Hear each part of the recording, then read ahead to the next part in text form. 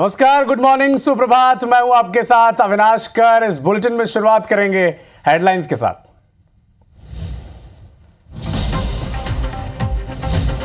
Guyana में PM Modi और राष्ट्रपति इरफान अली के बीच हुई द्विपक्षीय वार्ता। 5 समझौतों पर हुए हस्ताक्षर। डोमिनिका का सर्वोच्च राष्ट्रीय सम्मान भी मिला। महाराष्ट्र और झारखंड में वोटिंग के बाद सामने आए एग्जिट पोल के आंकड़े। महाराष्ट्र में बनती दिख रही है महायुति की सरकार। महाअघाड़ी को 110 से 130 सीट मिलने का अनुमान। झारखंड में कांटे की टक्कर।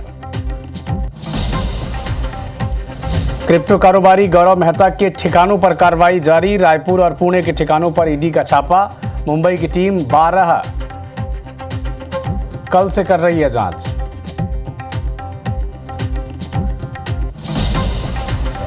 आज छतरपुर से पंडित धीरेन्द्र कृष्ण शास्त्री की हिंदू जगाओ पदयात्रा।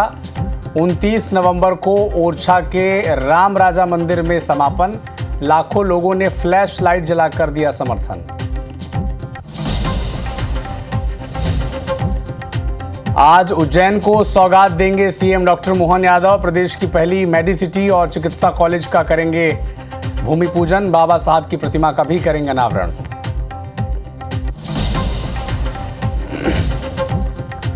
रायपुर में देर रात एसएसपी ने ली सभी टीआई और सीएसपी की बैठक। राजधानी में बढ़ते अपराध को लेकर की समीक्षा। अपराधियों पर कई कार्रवाई के निर्देश। अलीगढ़ में यात्रियों से भरी बस और ट्रक में टक्कर। हादसे में 5 लोगों की मौत, 15 घायल। यमुना एक्सप्रेस वे पर हुई घटना।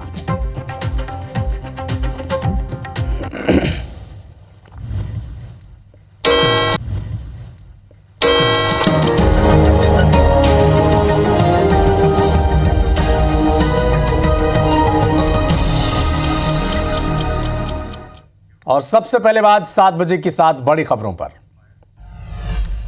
तो महाराष्ट्र में 65% वोटिंग हुई और झारखंड में 68%। इधर प्रधानमंत्री मोदी और गुयाना के राष्ट्रपति के बीच द्विपक्षीय बातचीत हुई है।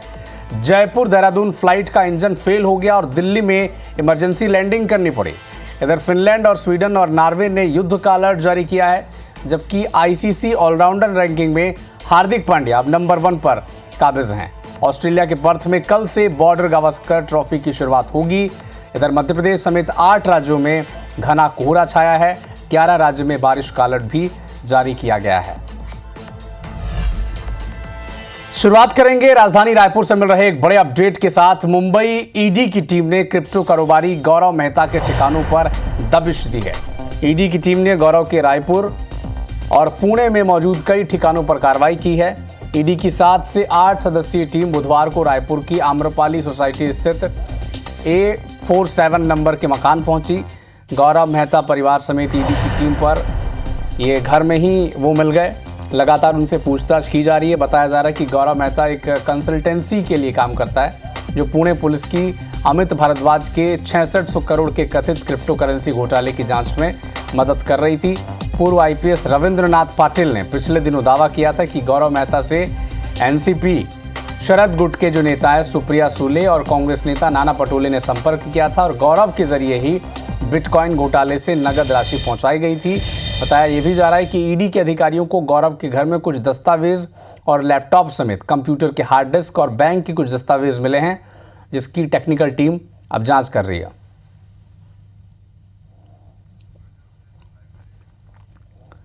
तो क्रिप्टो करेंसी से जो पैसे ट्रांसफर करने का जो आरोप लग रहा था कई नेताओं पर, महाराष्ट्र चुनाव से पहले जो बिटकॉइन की एंट्री हुई थी, इसका रायपुर कनेक्शन सामने आया है। कारोबारी गौरव मेहता के ठिकाने पर अब ईडी ने दबिश दी है, जिसकी तस्वीर इस वक्त आप देख पा रहे हैं। ये गौरव मेहता की तस्वीर है और रायपुर और पुणे के ठिकाने पर ईडी लगातार कार्रवाई कर रही है।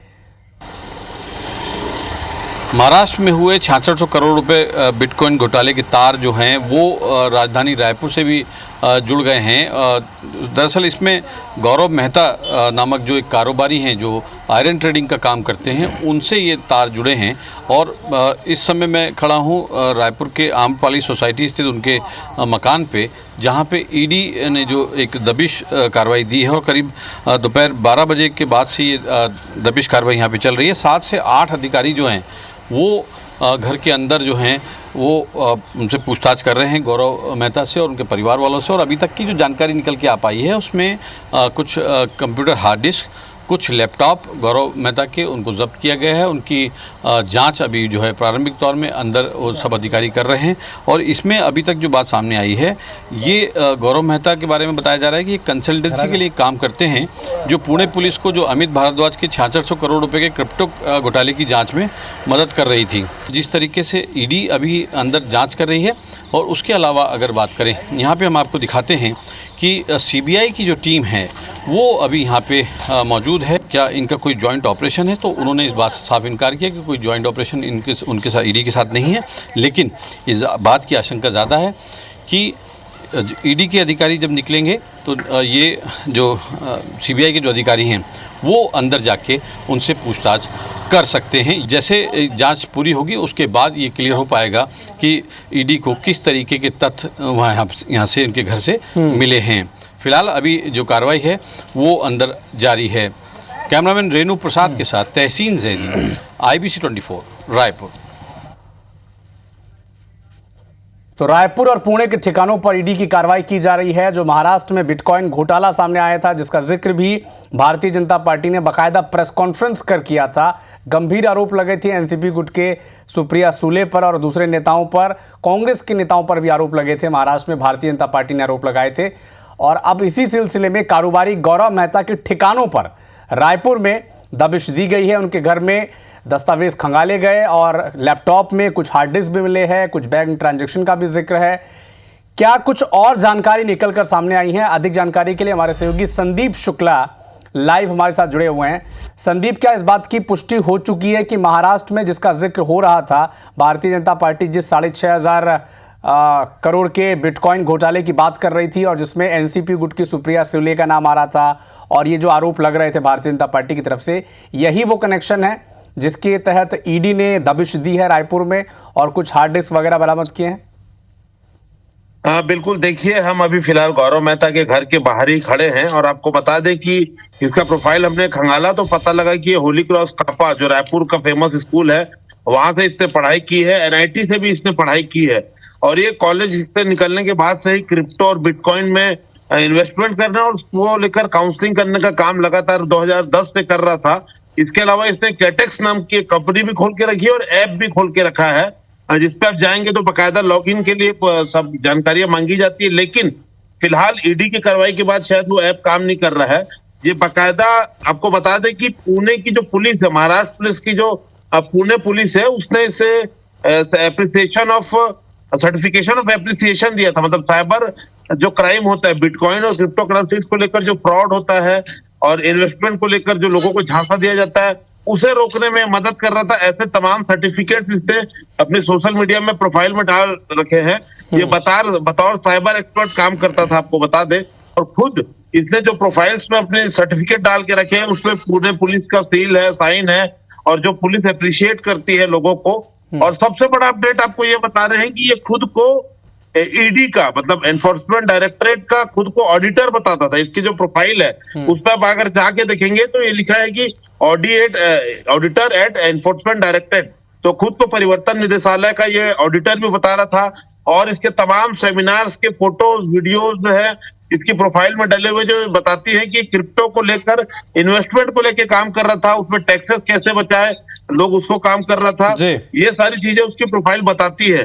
तो कनेक्शन इससे कहीं ना कहीं स्थापित हो गया। तभी हम दर्शकों को इसकी एक्सक्लूसिव तस्वीरें दिखा रहे हैं, क्योंकि इससे जुड़े जो लोग हैं, तमाम लोग, उनसे हम लगातार जो है आपको बता दें कि कल से संपर्क में थे। तो यही सारी जानकारी आ रही है। और आपको बता दें कि अभी भी जो है जांच इनके घर में चल रही है।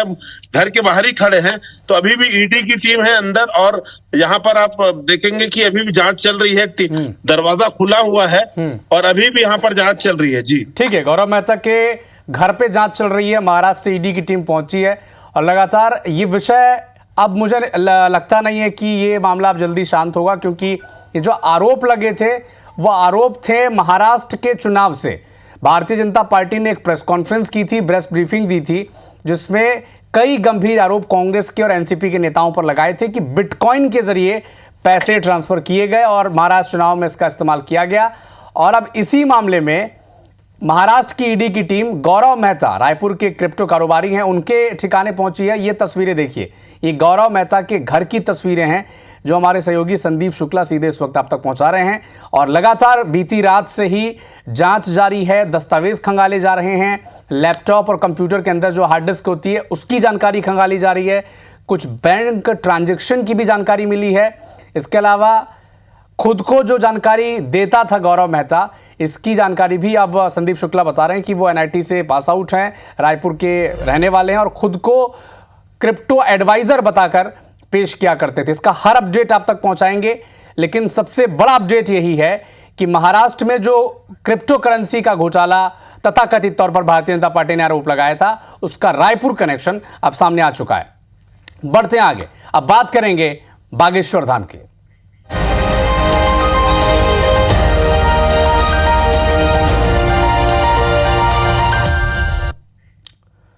तो आज निकलेगी बागेश्वर महाराज की पद यात्रा छतरपुर से। सुबह लगभग 10 बजे 9 दिवसीय यात्रा निकलेगी। रोजाना करीब 15 किलोमीटर पैदल पदयात्रा करेंगे। 160 किलोमीटर पैदल चलकर राम राजा सरकार ओरछा पहुंचेंगे धीरेन्द्र कृष्ण शास्त्री। और प्रशासन ने सुरक्षा और व्यवस्थाओं के कड़े इंतजाम किए हैं। सुरक्षा में 600 पुलिस कर्मियों की ड्यूटी लगी है। पंडित धीरेन्द्र कृष्ण शास्त्री सनातन हिंदू एकता के लिए अब यात्रा निकाल रहे हैं और पदयात्रा में करीब 10 से 15 हजार शिष्यों और भक्तों के साथ यात्रा निकाली जाएगी। तो सुबह 10 बजे 9 दिवसीय इस यात्रा की शुरुआत होगी छतरपुर से। इसका समापन होगा राम राजा ओरछा की नगरी में। करीब 20,000 उनके अनुयायी शिष्य उनके साथ मौजूद रहेंगे। और ये तस्वीरें देखिए कैसे उनके समर्थक, उनके अनुयायी मोबाइल का फ्लैश दिखाकर उनका समर्थन करते नजर आ रहे हैं। प्रशासन ने भी इसके खास इंतजाम किए हैं। कैसे सनातन धर्म को एकजुट किया जाए, कैसे सनातन को और मजबूत किया जाए, इसी कड़ी में ये पदयात्रा पंडित धीरेन्द्र कृष्ण शास्त्री निकाल रहे हैं। आज सुबह 10 बजे इसकी शुरुआत होगी, 9 दिन तक यात्रा चलेगी। करीब 15,000 पुलिसकर्मी उनके साथ रहेंगे, 20,000 अनुयायी उनके साथ चलेंगे और पदयात्रा रहेगी पंडित धीरेन्द्र कृष्ण शास्त्री की। बागेश्वर धाम के पीठाधीश्वर हैं। हिंदू अपने आप में जगा हुआ आ रहा है, कट्टर हिंदुओं की बाढ़ आई हुई है। और इसमें ये आप एक अलग तरीके से देखेंगे कि जो माहौल आज़ादी के समय पर था, वही माहौल वर्तमान में हिंदू एकता का है। तो हिंदू एकता के लिए, जात पात को मिटाने के लिए ये सब लोग उत्साहित होकर आ रहे हैं। हम निश्चित रूप से इससे बहुत प्रसन्नता महसूस कर रहे हैं।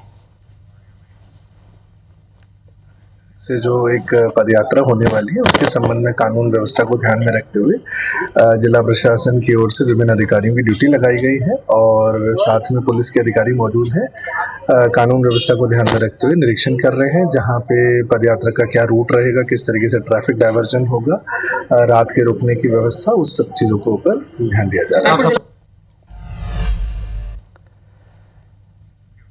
कुछ पॉलिटिकल अपडेट आप तक पहुंचा दें। मुख्यमंत्री डॉक्टर मोहन यादव की अध्यक्षता में हुई कैबिनेट की बैठक में श्री कृष्ण से जुड़े स्थलों को कृष्ण पाथेय के रूप में विकसित करने के प्रस्ताव को मंजूरी मिल चुकी है। बैठक में श्री कृष्ण पाथेय में होने वाले निर्माण कार्यों और अन्य स्वरूपों पर भी मंत्रियों के बीच चर्चा की गई। श्री कृष्ण पाथेय के लिए एक न्यास भी बनाया जाएगा जो राम वन गमन पथ न्यास के जैसा होगा। मुख्यमंत्री की अध्यक्षता में गठित इस न्यास में 28 सदस्य होंगे। फैसलों की जानकारी देते हुए डिप्टी सीएम राजेंद्र शुक्ल ने यह बताया कि सीएम डॉक्टर मोहन यादव 24 से 29 नवंबर तक जर्मनी और ब्रिटेन की यात्रा पर रहेंगे। यहां पर वो कई उद्योगपतियों से बातचीत करेंगे। ये भी बताया डिप्टी सीएम ने कि रीजनल लेवल पर इंडस्ट्रियल कॉन्क्लेव करने का एक बेहतरीन अनुभव सरकार ने महसूस किया है और 2,75,000 से अधिक निवेश के प्रस्ताव मध्य प्रदेश की सरकार को मिले हैं। 3 लाख से अधिक रोजगार मिलने की संभावनाएं इससे हैं। शहडोल और नर्मदापुरम में भी इंडस्ट्रियल कॉन्क्लेव का आयोजन किया जाएगा, इसकी जानकारी भी उन्होंने दी है। इसके अलावा इस बैठक के दौरान मुख्यमंत्री ने 2 पोर्टल्स का भी लोकार्पण किया है। मुख्यमंत्री और पूर्व मुख्यमंत्री की ओएसडी और निजी स्थापना में पदस्थ अधिकारियों की नियुक्ति को भी कैबिनेट की मंजूरी मिल गई है।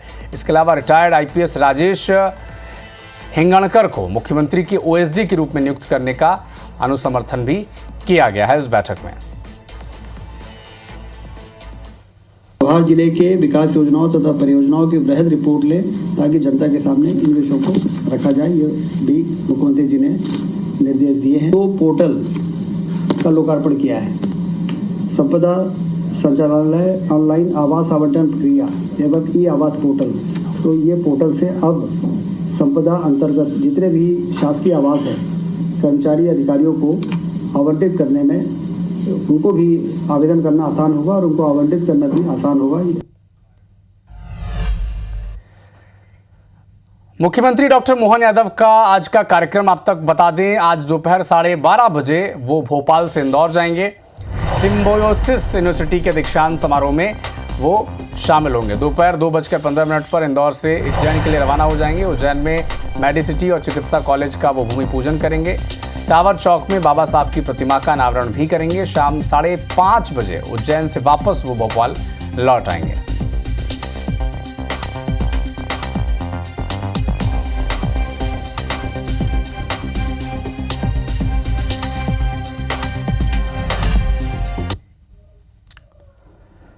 देश के प्रधानमंत्री नरेंद्र मोदी इस वक्त गुयाना की 2 दिवसीय यात्रा पर हैं। गुयाना के राष्ट्रपति इरफान अली ने कहा है कि वर्ल्ड लीडर्स में पीएम मोदी चैंपियन हैं।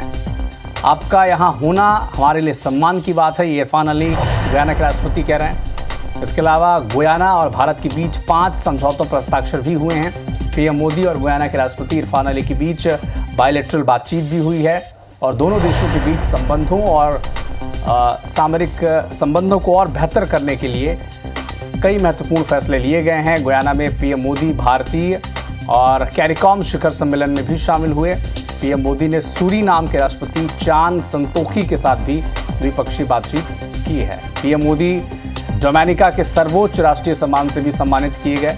डोमिनिका की राष्ट्रपति सिल्वेनी बर्टन ने पीएम मोदी को सम्मानित किया।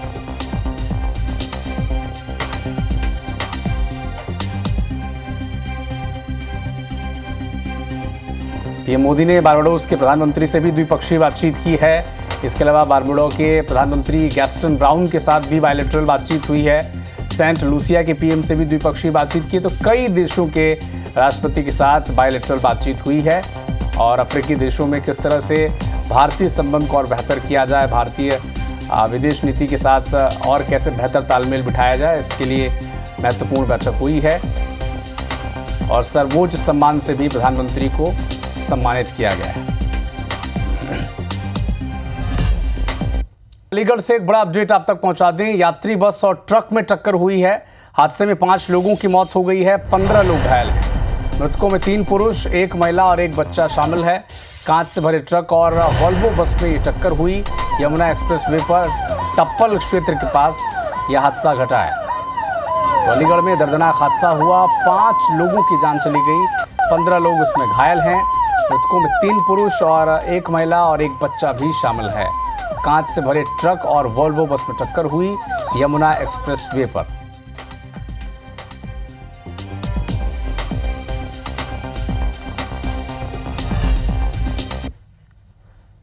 राजधानी रायपुर में लगातार हो रही हत्याओं के साथ बढ़ते दीगर अपराधों के रोकथाम के लिए अब एसएसपी डॉक्टर संतोष सिंह ने कंट्रोल रूम में अपराध समीक्षा बैठक ली, जो देर रात तक चली। इस बैठक में जिले के थाना प्रभारी और एएसपी समेत टीआई, सीएसपी को अचानक बुलाकर अपराधियों पर कठोर कार्रवाई करने के निर्देश दिए गए हैं। सभी थाना प्रभारियों को अड्डेबाजों, बदमाशों, लिस्टेड गुंडा और नशे पर जीरो टॉलरेंस पर कार्रवाई करने के सख्त निर्देश दिए हैं। नशे के खिलाफ कड़ी कार्रवाई अभियान और तेज करने के निर्देश दिए गए हैं।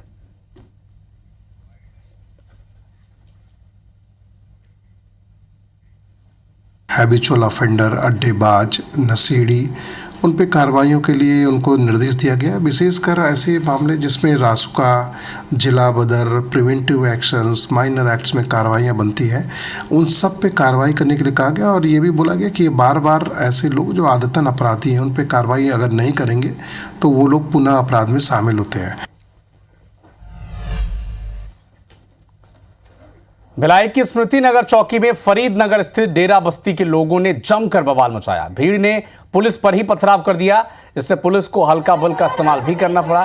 दरअसल 33 दिनों पहले पुलिस ने लूट के मामले में आरोपी पिंटू नेतान को गिरफ्तार किया था, लेकिन जेल भेजने के बाद भी पिंटू नेताम की अचानक तबीयत बिगड़ी और जब परिजनों को इसकी सूचना मिली तो उन्होंने पुलिस पर मारपीट का आरोप लगाया और हंगामा किया। परिजनों ने लगभग 3 घंटे तक चौकी के सामने प्रदर्शन किया।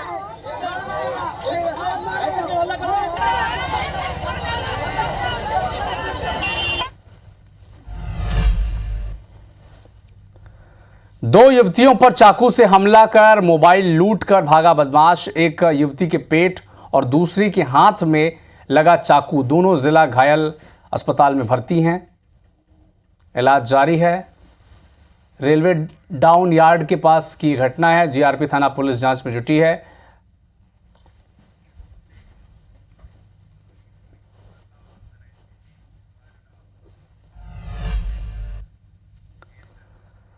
रतलाम की मदीना कॉलोनी क्षेत्र में 2 जुड़वा बच्चों की मौत का सनसनीखेज मामला सामने आया। 4 माह के जुड़वा भाई बहन की पानी में डूबने से, ड्रम में डूबने से इनकी मौत हो गई। बिना पुलिस को सूचना दी इन दोनों बच्चों के शव को कब्रिस्तान में दफना दिया गया।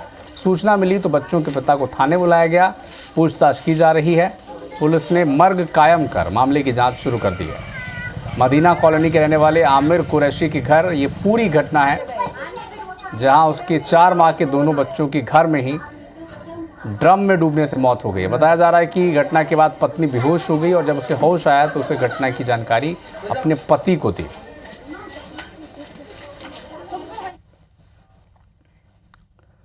तो फिलहाल इस बुलेटिन में इतना ही, लेकिन देश दुनिया के साथ एमपी और छत्तीसगढ़ के हर अपडेट के लिए आप जुड़े रहिए हमारे साथ। आगे देखिए छत्तीसगढ़ी भाषा का खास बुलेटिन हमर बानी हमर गोट हमारे सहयोगी श्रवण तंबोली के साथ। मुझे दीजिए अनुमति। नमस्कार।